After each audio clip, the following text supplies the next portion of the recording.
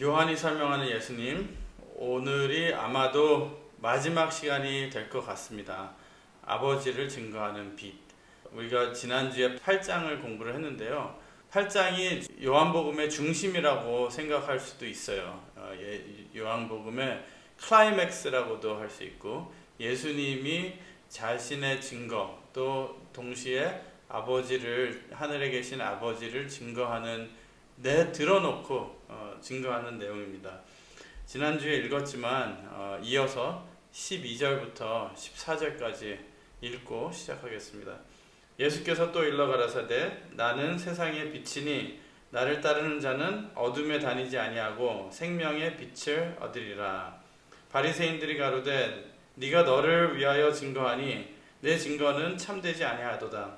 예수께서 대답하여 가라사대 내가 나를 위하여 증거하여도 내 증거가 참되니 나는 내가 어디서 오며 어디로 가는 것을 알미언니와 너희는 내가 어디서 오며 어디로 가는 것을 알지 못하느니라. 예수님께서 이 땅에 오실 때 요한복음이 설명하는 요한복음 1장의 내용을 보면요, 말씀인데 그 말씀이 이 땅에 오는 거예요. 근데 그 말씀이 사람의 생명이고 그 생명이 빛이라고 요한복음 1장 4절에 말씀하셨어요. 그리고 바로 5절에 빛이 어둠의 빛이다 어둠이 깨닫지 못하더라 라고 그랬어요. 그래서 예수님은 말씀이 이 땅에 오는 건데 그것을 어떻게 요한복음에서 가장 중요하게 표현한 방법이 빛으로 표현을 했고, 예수님을 영생수로 표현했고, 그 다음에 하늘에서 내려온 떡으로 표현을 했어요. 그 중에 제일 먼저 그리고 제일 중요하게 나타나는 게 예수님은 빛이다.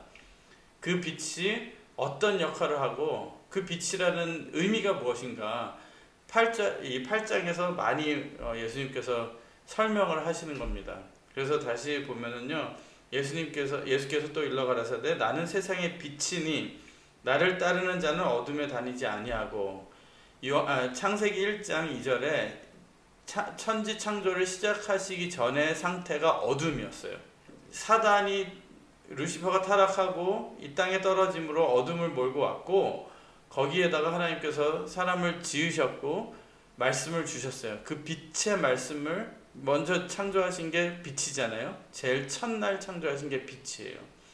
그래서 빛의 창조의 결과 사람이 생겼고, 그 사람이 빛의 자녀여야 되는데 어둠에 순응을 해서 어둠의 종이 되어버려서 예수님이 그 빛이 다시 오시는 내용이라는 거죠. 그래서 그 빛이 오셔서 빛을 창조했는데 빛과 어둠이 나뉘었어요. 빛을 창조했을 때 어둠이 다 빛에 잡아먹혀가지고 다 빛으로 변했으면 얼마나 좋아요. 근데 어떤 어둠은 빛에 들어오지 못하고 어둠 그대로 남았기 때문에 빛과 어둠이 나눠지는 거예요. 그래서 빛과 어둠이 나눠져서 낮과 밤이 되고 계속 이어지는 창조의 역사가 있었다는 것입니다. 예수님이 오셨을 때도 예수님이 빛인데 빛을 따르는 자는 어둠에 다니지 아니하고 빛으로 변한다는 말이죠. 그런데 따르지 않는 사람들이 있었어요. 그런 사람들 중에 대표가 이 13절에 바리새인들이었다는 거죠. 그래서 빛이 어둠의 빛이되 어둠이 깨닫지 못했더라. 깨닫지 못한 결과 어둠 그대로 있었다는 거예요. 그래서 예수님께서는 내가 빛이니까 나를 따르라. 내 말씀을 받아라. 그러면 너희도 빛이 될 수 있다. 빛 가운데 거할 수 있다라고 말씀하시는 것입니다. 빛은 진리와 하늘 세계를 상징한다면 어둠은 진리를 모르는 이 땅의 세계를 상징하는 것이죠. 그래서 예수님이 여태 징조를 보여주시고 하늘에서 오신 메시아의 정체를 드러내셨죠. 그게 나는 빛이다. 하늘에서 왔다. 아버지와 나는 하나다. 10장에서 말씀하시지만 그런 말씀들이에요. 사람들의 반응은 마치 빛과 어둠이 나뉘고 바다가 육지가 나뉘듯 빛 가운데로 들어오지 못하고 나뉘어졌다는 거죠. 그래서 예수님이 이 8장에 말씀하시는 자기 증거라고 하죠. 예수님 자신을 증거하시는데 빛으로 증거하시는데 8장 내용을 쫙 한번 시간 되시면은 자세히 읽어보세요. 오늘도 조금 읽겠지만 내용이 이렇게 이 세 가지로 나뉘어지는 것을 볼 수가 있습니다. 예수님의 출처, 그 빛의 출처, 어디에서 오셨는가? 하늘에서 오신 예수님. 그래서 하늘에서 오셨기 때문에 하늘 세계를 말씀하시고 하늘의 일을 하시고 하늘로 다시 올라가실 것이다. 목적은 이 땅에 있는 우리를 하늘로 올라갈 수 있는 길을 열어주시고 초대를 해주시는 거죠. 예수님은 육신적으로 이 땅에 계시지만 영적으로는 언제나 하늘에 계신 분이라는 것을 증거하시는 거예요. 그래서 우리도 이 땅에 몸을 담고 있지만, 이 땅에 일을 하고 있지만 영적으로는 하늘에 있는 사람들이 될 수 있다는 것을 보여주시는 것입니다. 그렇게 되기를 바라겠습니다. 그렇기 때문에 예수님만 잘 믿고 따르면 하늘에 갈 수 있는 길을 열어주시는 거죠. 나는 길이요 진리요 생명이니 그랬잖아요. 그 다음에 두 번째는 진리이신 예수님. 그러니까 이 땅에 어떻게 하늘에서 오셨잖아요. 출처는 하늘인데 이 땅에 계시는 거예요. 이 땅에서 사람들에게 증거를 하시는 거예요. 그러니까 그 하늘에서 오신 절대적인 진리, 하늘에서 오신 그 말씀이 절대 진리인데 이 땅의 진리와 하늘의 진리가 매치가 안 될 때가 있었다는 거예요. 그러니까 예를 들어서 예수님이 하나님이잖아요. 근데 이 땅에 육을 입고 와가지고 내가 하늘에서 온 하나님이다, 메시아다 그랬을 때 사람들이 이해하는 그 진리와는 이게 매치가 안 됐기 때문에 예수님을 이단으로 몰아왔던 거죠.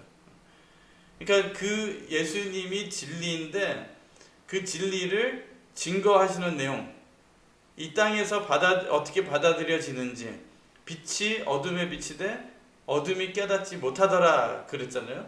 어둠이 보기에는 진리가 아니었다는 거죠. 진리는 가변성이 있는 거예요. 진리는 보는 사람의 시선에 따라 다른 거예요. 예를 들어서 장동건이 잘생겼다. 진리일까요? 비진리일까요? 누가 보느냐에 따라 다른 내용이잖아요. 마찬가지로 예수님이 내가 하늘에서 온 하나님의 아들, 곧 하나님, 성부, 성자, 성령 삼위일체인 하나님이다 라고 말씀하셨을 때 그게 진리로 받아들여지나, 그게 받아들여지면은 빛이 내 속에 들어오는 거예요. 근데 그게 되지 않으니까 어둠은 어둠 그대로 남았더라라는 거죠. 그래서 진리이신 예수님이 증거하는 그 내용, 퀄리티예요. 퀄리티 오브 라이트. 세 번째는 예수님께서 그렇게 말씀하신 다음에 내가 이 빛을 가지고 왔는데 내가 증거하는 이 내용이 하늘의 말씀이고 진리인데 그의 출처는 바로 아버지다. 그렇기 때문에 나는 아버지를 대표한다. 그렇기 때문에 나를 믿으면 아버지를 믿는 거고 내가 증거하는 내용을 깨달으면 아버지를 깨닫는 거다라는 것을 말씀하시는 거예요. 그래서 우리가 잘 아는 14장 6절에 예수께서 가라사대 내가 곧 길이요 진리요 생명이니 그랬잖아요. 예수님은 과정이라는 거예요. 길도 과정이에요. 목적지까지 가는 과정이고 진리도 진리의 끝에는 하늘의 말씀 아버지가 있다는 거죠. 깨달아야 된다는 거예요. 그 다음에 생명이니 그리고 나로 말미암지 않고는 아버지께로 올 자가 없느니라. 예수님의 목적은 아버지께로 모든 사람을 이끌어서 깨닫게 해주는 것이 예수님의 목적이라는 거예요. 그래서 성부, 성자, 성령 삼위의 제일 끝에 하늘에 계시는 그분은 바로 아버지라는 것을 예수님께서 증거를 하시는 거죠. 가장 하나님을 칭하는 가장 높은 성호가 아버지라는 거예요. 그래서 예수님께서는 그것을 증거하시는 내용을 8장에서 말씀하고 있는데 조금 복잡하고 어렵고 이게 딱 뚜렷하게 이게 구분이 되지 않을 수 있지만 이 내용을 잠시 좀 살펴보고 그 다음에 넘어가도록 하겠습니다. 이제 8장 12절 이제 예수님께서는 내가 하늘에서 왔다라는 것을 증거하시고 그 다음에 그 내용을 너희들이 어떻게 받아들여야 되느냐 그런 내용을 진리라는 것을 말씀을 하시고 그리고선 이어서 아버지랑 연결을 시켜요. 그 내용을 한번 보시겠습니다. 12절에 일단 이렇게 서론적으로 시작을 하셔요. 예수께서 또 일러 가라사대 나는 세상의 빛이니 나를 따르는 자는 어둠에 다니지 아니하고 생명의 빛을 얻으리라 그랬어요. 그렇게 말씀하시고 나서 이어서 말씀하시는 내용이 예수께서 대답하여 가라사대 14절에 내가 나를 위하여 증거하여도 내 증거가 참되니 나는 내가 어디서 오며 어디로 가는지 예수님의 출처여 하늘에서 오신 것을 말씀하시는 거예요. 알미하니와 너희는 내가 어디서 오며 어디로 가는 것을 알지 못하느니라. 15절 16절 너희는 육체를 따라 판단하나. 그러니까 예수님이 하늘에서 오셨다는 것을 말씀하신 다음에 이제 그 말씀을 듣는 사람들에 대해서 말씀하시는 거예요. 너희와 나의 관계.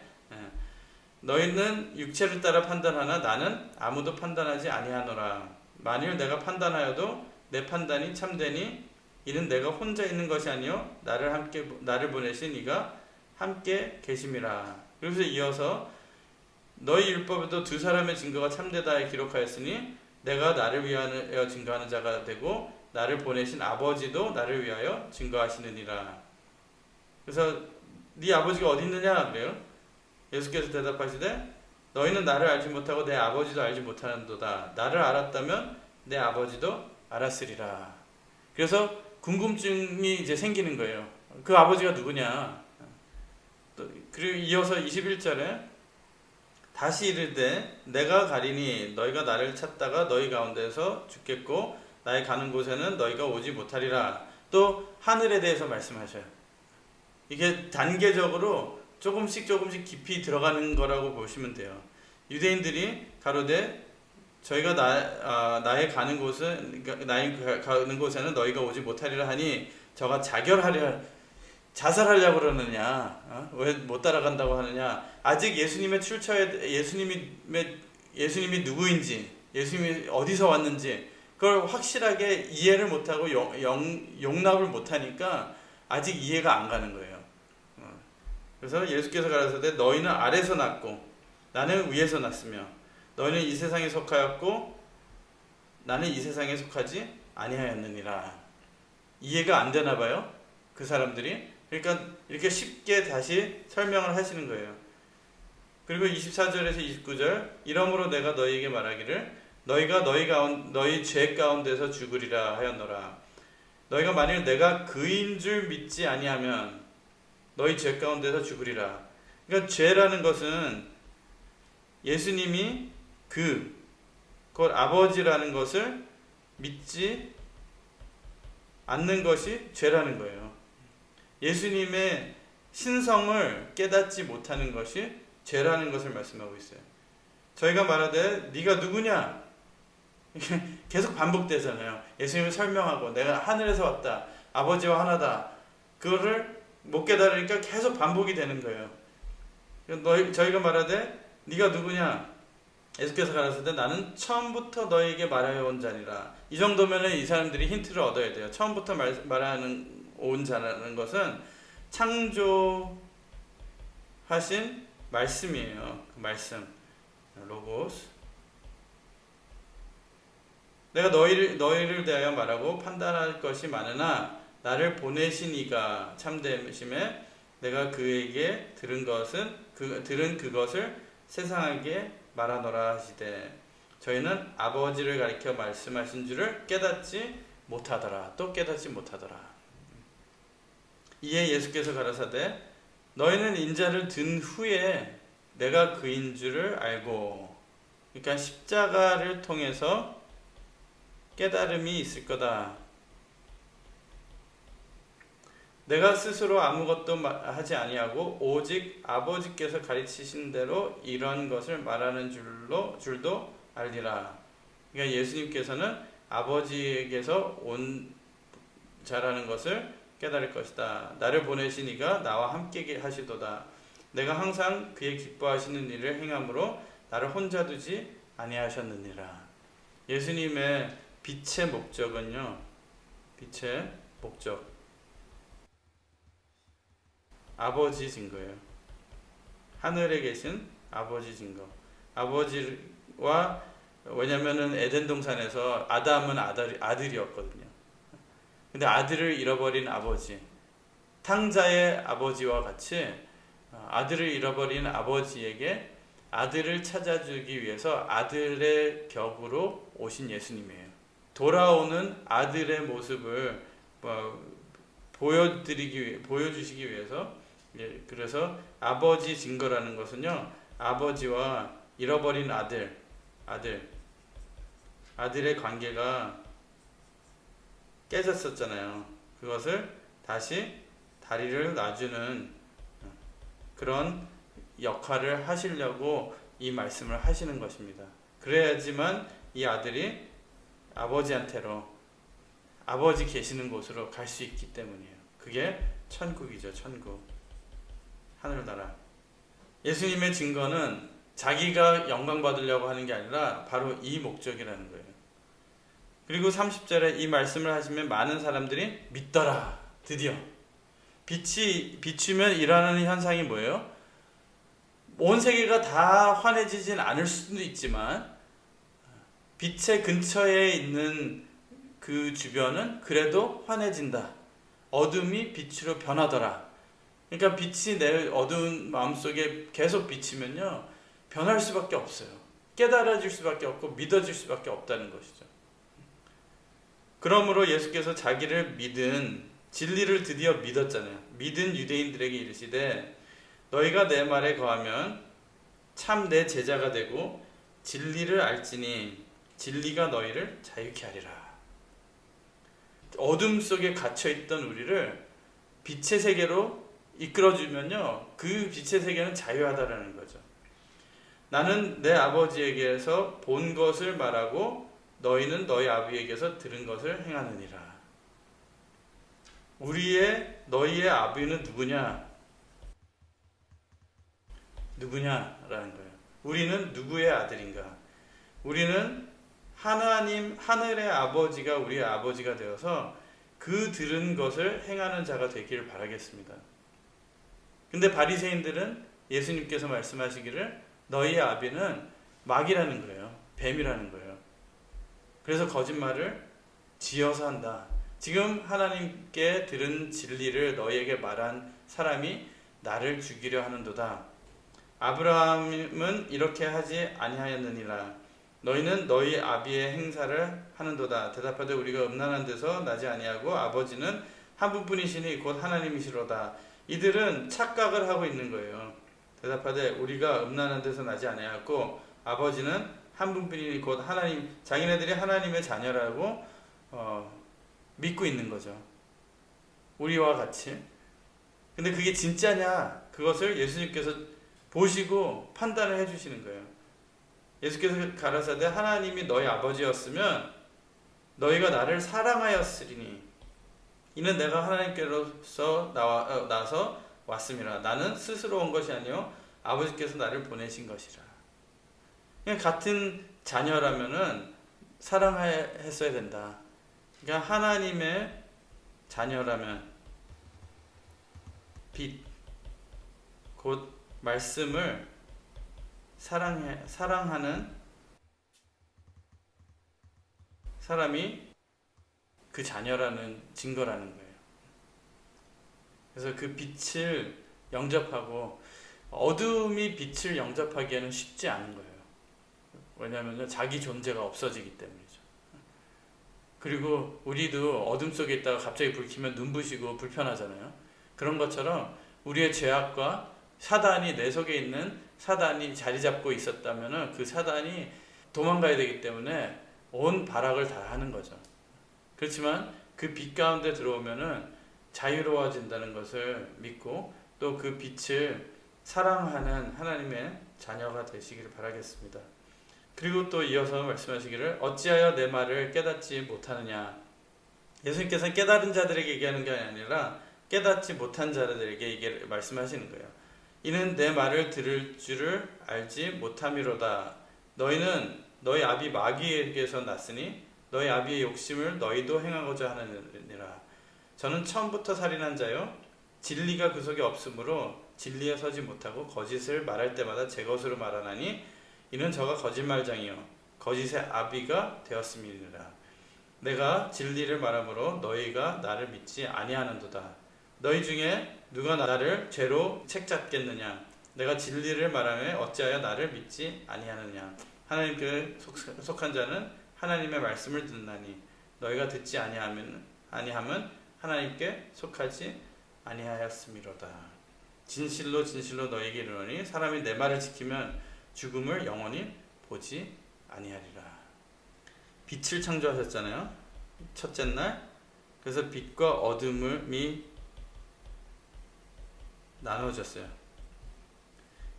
이 어둠 속에 또 둘째 날 창조를 하시는 거예요. 여기에서 뭘 창조하셨냐면 궁창을 창조하셨어요. 그래서 윗물과 아랫물로 나눴어요. 여기서 작업을 또 어디서 해야 될까요? 윗물은 거듭나고 구원받은 자들이잖아요. 그래서 아랫물을 또 구원해야 돼요. 그래서 여기서 또 아랫물에서 묻이 드러나게 곧 땅, 그 다음에 바다로 나눴어요.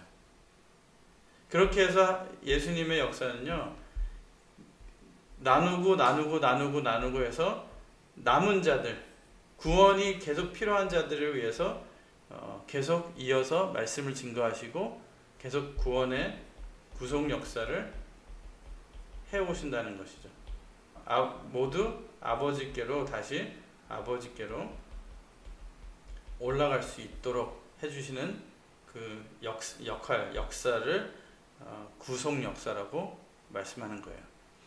54절에서 56절 예수께서 대답하시되 내가 내게 영광을 돌리면 내 영광이 아무것도 아니오니와. 아까 말씀드렸죠. 예수님의 영광을 위해서 예수님을 아버지와 하나라는 증거를 하신 게 아니라는 것. 예수님은 다리 역할을 하기 위해서, 우리를 구원해 주시기 위해서 이 말씀을 하시는 거예요. 내게 영광을 돌리면 영광이 아무것도 아니오니와 내게 영광을 돌리시는 이는 내 아버지시니 곧 너희가 너희 하나님이라 칭하는 그이시라.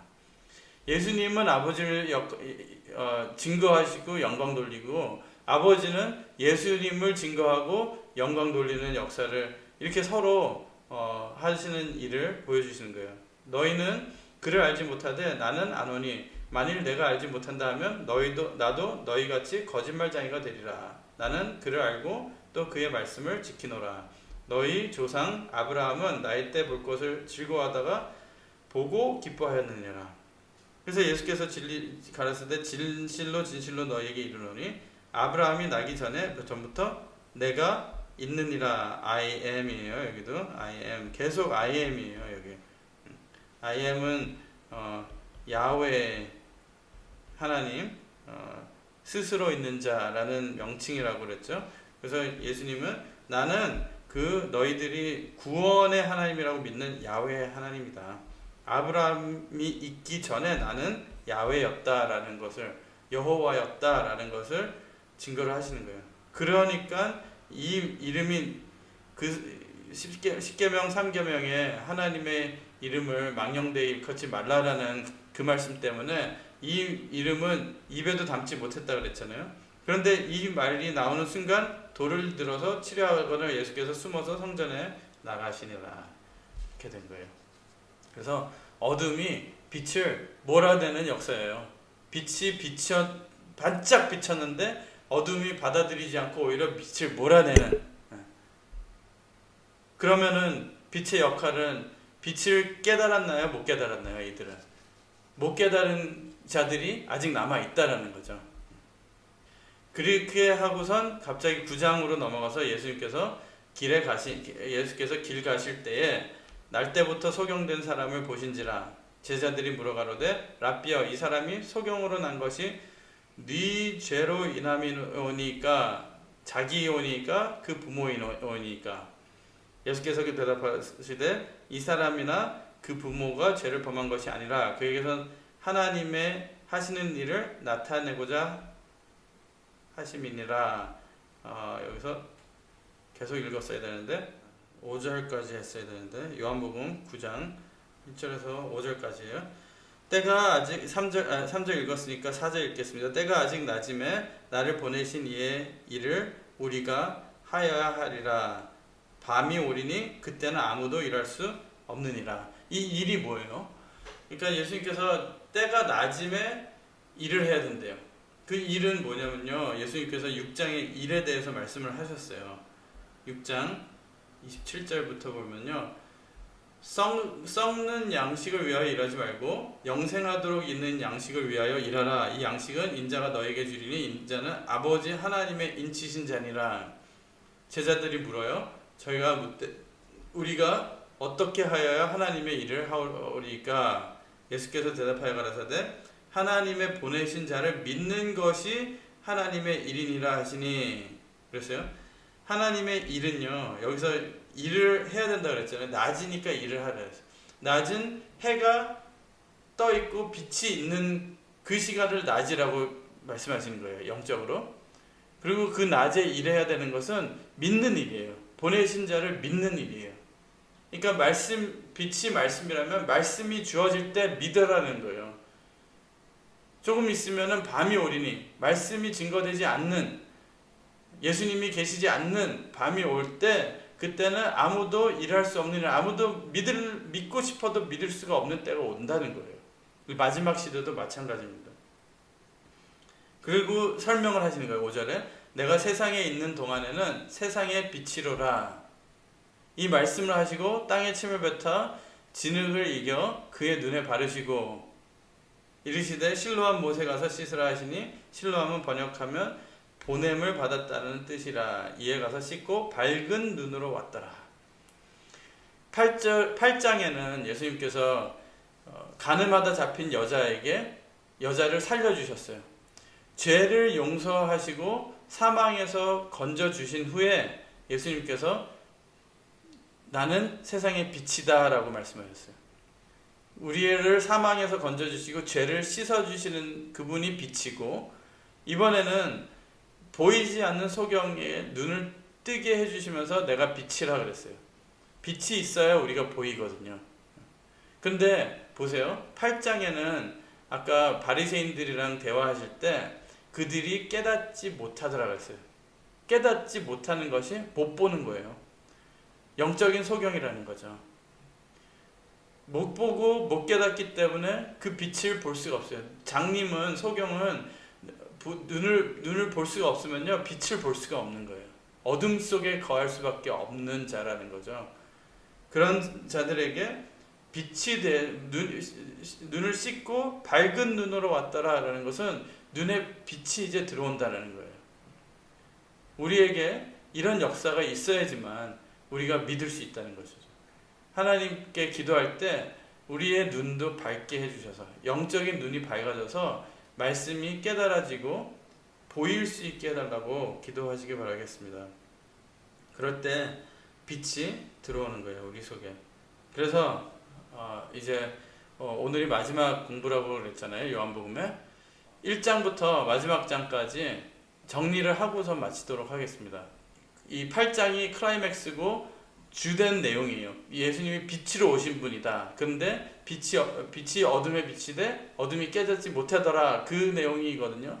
근데 그것을 예수님께서 그 빛으로 증거하시는 것은 곧 아버지께로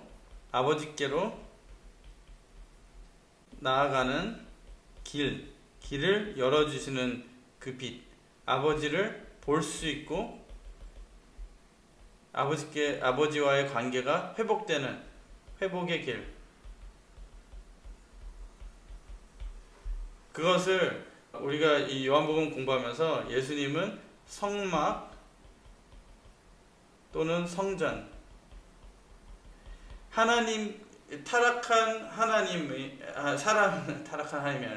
타락한 사람들이 하나님께로 돌아오는 길을 보여주는 게 성전이거든요.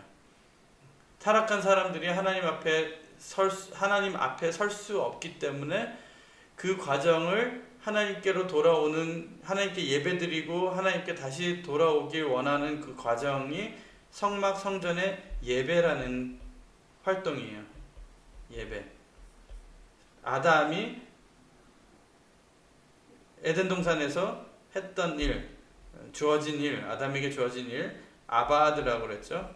아바드라는 것이 섬기다, 경작하게 하셨다라는 건데 섬기다, 예배하다라는 거잖아요. 그래서 이 성전은 아버지께로, 하나님께로, 타락한 사람이 하나님 회개하고 하나님께로 돌아가는 길이에요.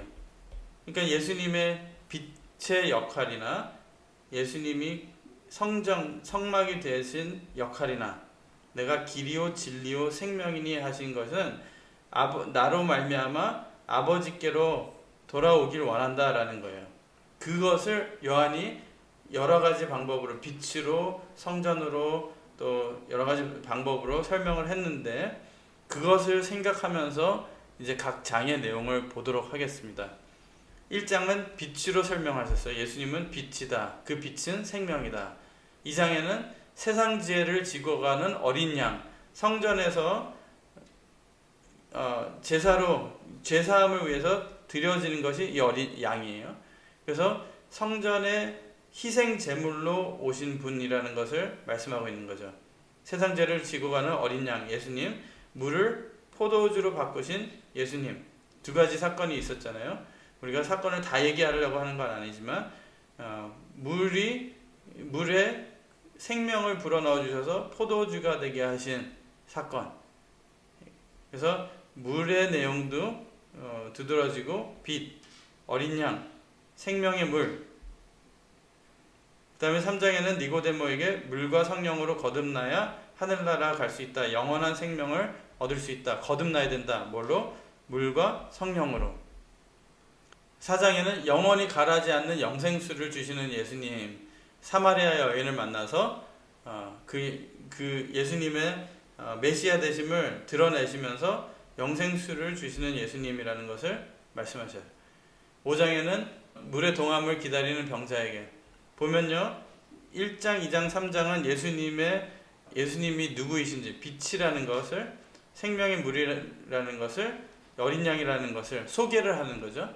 그 다음에 4장, 5장 이거 보면요, 이제 한 사람씩 만나주셔요. 그 사람을 만나주시면서 예수님의 사역을 소개를 하는 거죠. 그래서 사마리아 여인을 만나서 여기 소개했던 내용을 여기서 예수님께서 보여주셔요. 물론 3장에도 니고데모에게 말씀을 하시면서 말씀하셨지만 또 병자, 38년 된 병자를 만나시면서 새 생명을 주시는 분이라는 것을 또 소개를 하셔요.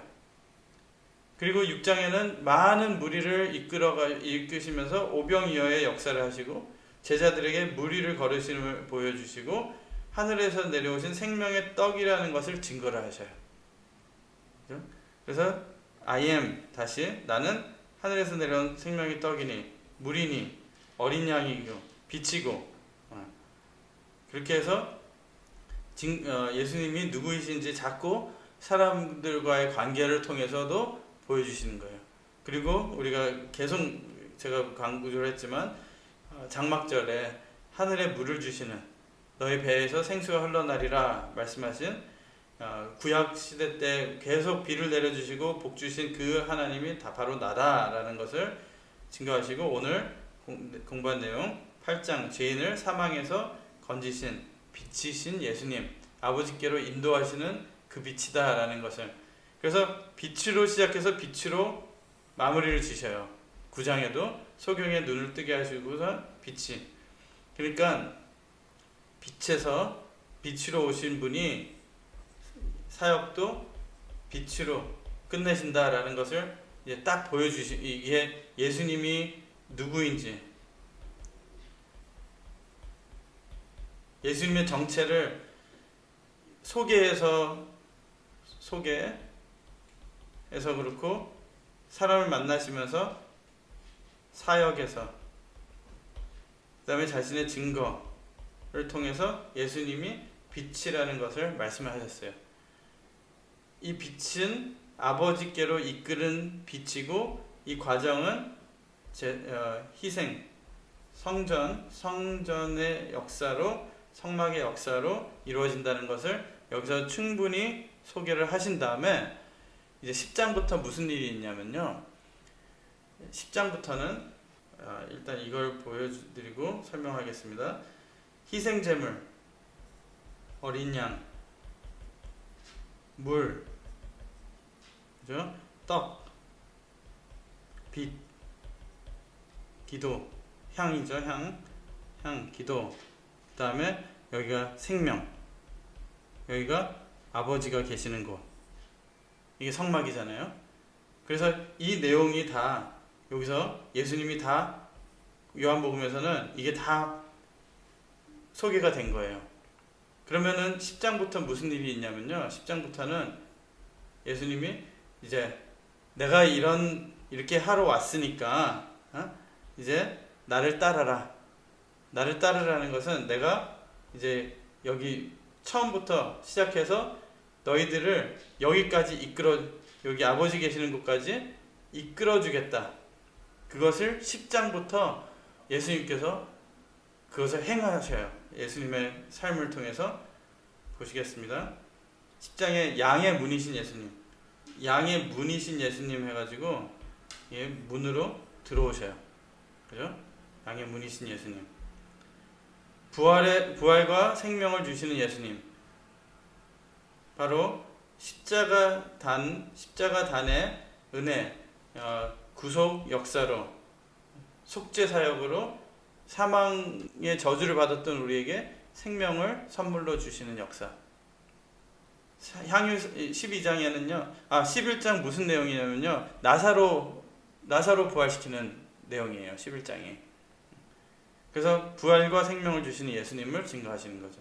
12장에는 향유 사건, 마리아 여인이 와서 그 비싼 나드 향을 부으면서 예수님의 장사될 것을, 돌아가심을 준비하는 거예요. 그러니까 6월절 희생양이 되시기 위해서 이제 벌써 준비를 하는 과정인데, 이 12장의 승리의 입성, 이제 고난주간이 벌써 시작이 되는 거예요. 그렇죠? 그래서 부활과 생명을 주시는 예수님의 역사, 그 다음에 향유 사건, 6월절 희생양이 되시기 위한 승리의 입성. 그러니까 이 십자가가 바로 그 6월절 향유 사건, 예수님에게 그 향유를 부으면서 했던 일이, 예수님께서 끝까지 마지막 때까지 복음이 증거되는 곳에는 이 여자가 한 일을 증거해라 그랬어요. 마치 그 여자가 한 일은 예수님께서 십자가에 달려서 나들 그 향유가 너무너무 비싼 거잖아요. 근데 예수님은 우리에게 뭘 부어주셨냐면요, 향유는 우리의 더러운 냄새를, 안 좋은 냄새를 커버해주는 게 향유거든요. 그죠? 그렇기 때문에 예수님께서 그 여자가 향유병을 깨서 부으셨듯이 예수님의 몸을 깨서 예수님의 그 피가 진짜 가치 있는 향유라는 거예요. 피를 부어서 우리의 더러운 죄악의 죄악을 덮어주신 그것을 미리 예표해서 이 여자가 행한 것에서 예수님께서는 그걸 드러내시는 거죠. 그래서 향유 사건 다 11장 12장 다 십자가를 향해 가시는 예수님을 나타내시는 것입니다. 그 다음에 13장에는 제자들의 발을 씻기시고 마지막 만찬을 하셔요. 여기서 이제 씻는 역사가 있습니다. 이 물두멍에서 씻어야지 이 안으로 들어갈 수 있어요. 그래서 예수님의 제자들을 예수님이 영적으로 이제 십자가 단을 통해서 씻어줌으로 그 거룩한 곳까지 이르게 하시기 위해서 그 표현으로 육의 보이는 표현으로 발을 씻겨주신 거예요. 가장 더러운 곳. 14장에 제자들을 위로하시고 아버지와 성령에 대해서 가르치셔요. 요한복음 7장에서 말씀드린 것 같이 물은, 우리가 받을 물은 성령을 상징한다 그랬어요. 성령을 가리켜서 말씀하신다. 그래서 이 물과 성령으로 거듭나지 않으면 하나님의 계시는 곳, 천국에 들어가지 못한다라는 것은 물로 씻음을 받아야 되는 거예요. 그 다음에 성령을 받아야 돼요. 그래서 예수님께서는 제자들을 물로 씻기시고 성령에 대해서 말씀하셔요. 성령을 받아야지만 갈 수 있다. 그리고 아버지 예수님 제자들의 관계를 설명을 하셔요. 15장에 나는 포도나무요 너희는 가지니. 거기서 분지러지고 끊기면은 불에 집어 던져지는 땔감이 된다라는 말씀이에요. 그러나 나에게 붙어 있으면은 하나가 될 수 있다. 내가 아버지 안에 있는 것 같이 너희가 나 안에 있으면은 너희도 아버지 안에 있는 것이다. 내가 너희 안에, 너희가 내 안에. 그래서 하나가 되는 역사 들어오라는 거예요. 하나님 아버지가 계시는 곳으로 들어와서 깨닫고 하나가 되자. 이제 웰컴이죠. 문이 열리는 역사입니다. 그리고선 성령 약속하셔요. 아버지와 연결. 그래서 깨달음이 있어야 돼요.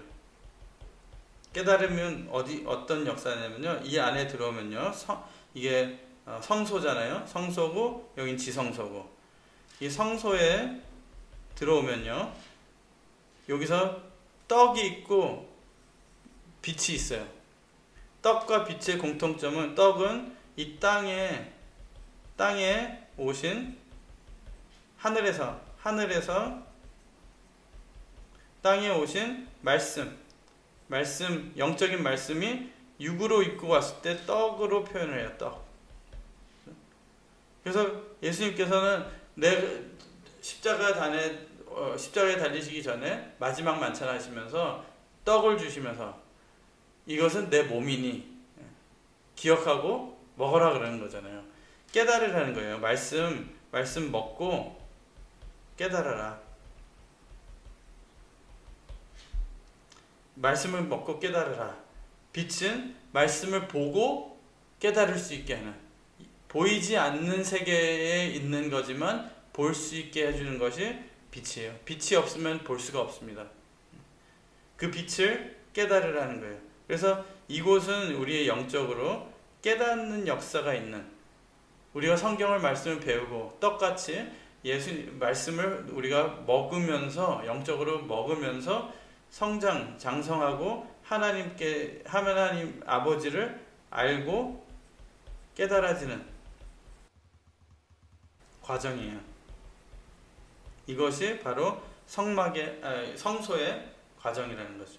그래서 예수님께서는 아버지에 대해서, 예수님과 제자들의 관계에 대해서 이렇게 말씀하는 거예요. 깨달을 때 하나가 된다. 성령 약속하시고 아버지와 연결을 해주셔요. 16장에 내가 너희에게 할 말이 많으나 너희가 아직까지 깨닫지 못한다. 나는 내일 모레면은 십자가 달리지만 나는 떠나지만 너희에게 성령을 보내주겠다. 그 성령을 받으면은 내가 하려고 했던 그 말씀 너희가 깨달을 수 있을 것이다. 성령을 받으면은 알 수 있을 것이다. 성령을 약속하셔요. 그 다음에 17장에 대제사장의 기도를 해요. 이게 바로 단이 있죠. 그렇죠? 그래서 이 향은 요한계시록 5장이나 요한계시록 8장에 보면요. 성도의 기도라고 그랬어요. 근데 여기는 누가 들어가요? 대제사장만 들어가요. 대제사장이 피우는 향이 있거든요. 대제사장의 기도. 예수님께서 대제사장의 기도를 드리셔요. 17장 내용 보면요. 너무너무 우리는 진짜 믿지 못하는데 우리 대신해서 저들 믿습니다. 해주시는, 대신해서 기도해 주시는, 대언해 주시는 그런 기도예요.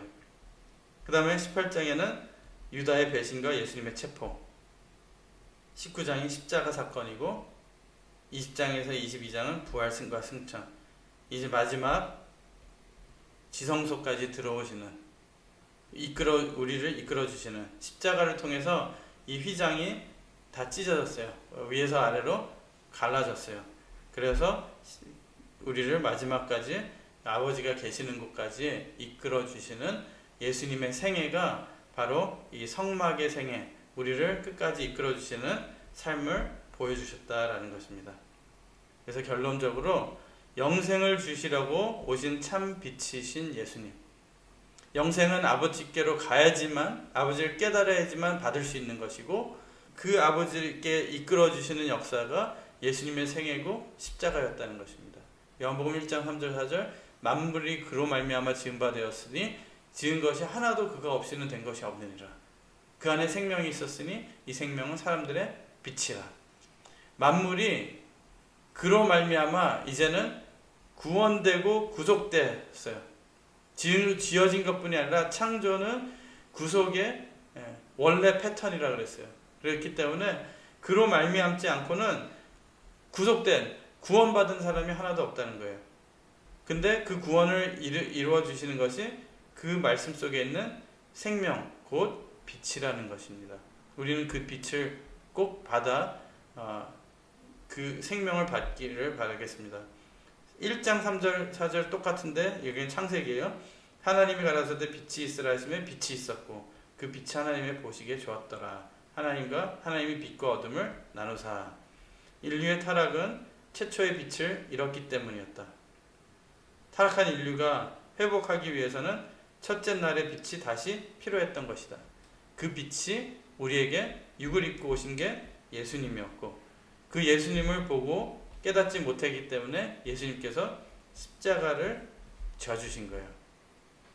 예수님 그 빛으로 오셨고 비추는 역사가 바로 말씀 증거하는 역사였고 그러나 어둠이 있으면 그 빛이 시험거리가 될 수밖에 없는 거예요. 그 빛은 하나님의 형상 그 자체이기 때문에 인간의 이해와 지식으로는 도저히 깨달을 수 없는 모습이었던 것이다.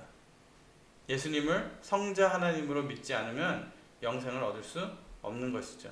아버지와 하나라는 것을 믿지 못하고 모세에게 나타나신 하나님으로 믿지 않으면 죄중에 죽을 것이라고 말씀하는 것입니다. 아까 읽었죠? 8장 24절 말씀. 그들의 질문, 그렇게 해놓고 너희 죄 가운데서 죽으리라. 누구세요? 얼마나 답답해요. 빛을 보고 깨닫지 못하는 거예요. 그러면 여기서 마지막으로 말씀드리고 마치도록 하겠습니다. 빛이 보이나요? 빛?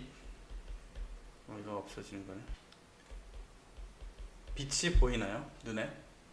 빛이 있기 때문에 우리가 물체를, 사물을 볼 수가 있어요. 색깔을 볼 수가 있어요. 근데 빛 자체를 볼 수 있나? 그게 문제였다는 거죠. 예수님이 빛 자체예요. 근데 그 빛 자체는 보고 깨달을 수가 있느냐? 없어요. 빛은 색깔이 없어요. 빛 자체는. 우리가 딴 거 물체를 밝게 볼 수 있을 때 빛이 있구나. 빛의 존재 여부는 알 수 있어요. 근데 빛 자체를 볼 수가 없다라는 거죠. 그래서 빛을 통해서 하나님의 존재, 하나님이 역사하시는구나 라는 것을 우리 삶에도 깨달을 수 있지만 그 빛 자체가 누구냐 라는 것을 깨닫기가 힘들어요. 그래서 빛을 보이게 만든다면, 빛은 보이지가 않는, 원래 빛의 모습은 보이지가 않아요. 근데 빛을 보이게, 어떻게 하면 보이게 할까요? 빛을 보이게 하는 방법.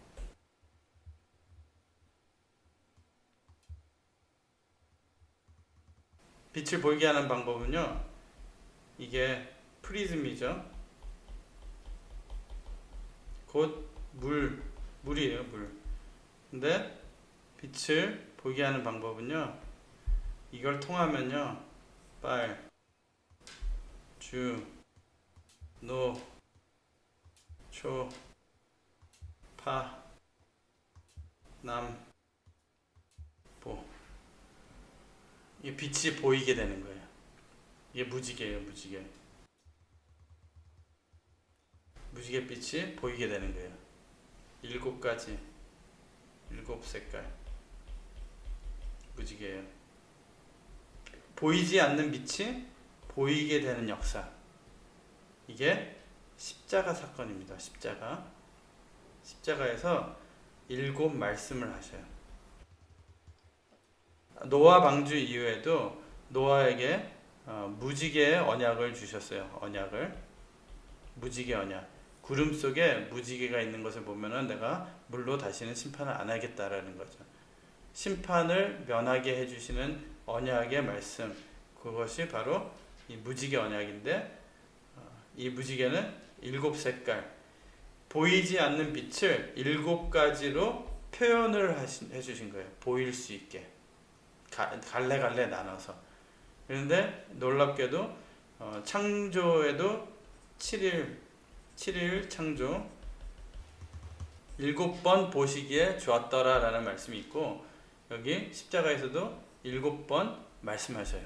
그래서 우리가 지금 사순절이기도 하고, 그래서 다음 2번 공부는 아마 이 십자가 7언, 가상 7언이라고 그러죠. 십자가에서 하신 7말씀에 대해서 좀 상고해보는 시간을 갖도록 하겠습니다. 기도하고 마치도록 하겠습니다. 사랑의 아버지 하나님, 저희들에게 이렇게 보이지 않는 영적인 세계를 보일 수 있도록 먼저 예수님 보내주시고 말씀 주시고, 또 예수님의 사역과 일생을 통해서, 그리고 우리에게 주신 성경 말씀을 통해서 보고 깨달을 수 있게 해주시니 감사드립니다. 아버지 하나님, 보이는 것에만 끝나는 것이 아니라 그 말씀을 통해서 우리도 보이지 않는 그 영적인 세계에 들어갈 수 있도록 허락하여 주시옵시고, 저희들 이 말씀도 바르게 깨달을 수 있도록 성령님의 역사로 함께하여 주시고 도와주시옵소서. 이렇게 이루어 주시고 함께해 주실 줄 믿고 감사드리며 예수님 이름 받들어 간절히 기도드리옵나이다. 아멘.